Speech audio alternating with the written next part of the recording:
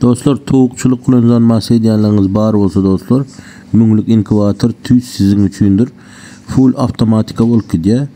Baraban sistemde yani şular yalı her bir hatarın özünün motoru var. Şu stepserlarının bile bağlanıyor dostlar. Şular yalı şuraya çatıp çıkıyorlar.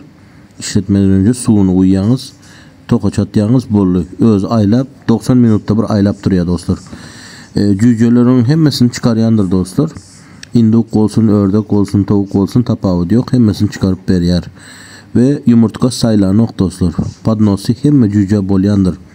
Prosta yerlerini ütkediyanız. Yakın olsa bedene bolya. Eduşunyara yerini ütkediyanız. 19 günde cüce çıkıp başlaya dostlar.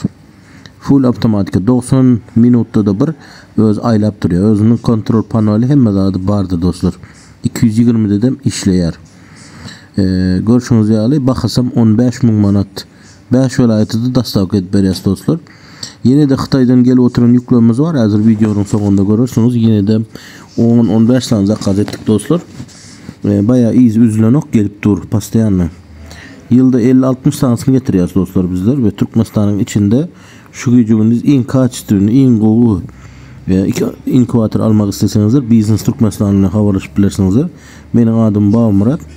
Yine görüşünüz yali bizim özümüz zavoddan premoyu satın alıyız ve yurdumuz Türkmenistan'a getirip ve şunun sevdasını ediyaz dostlar.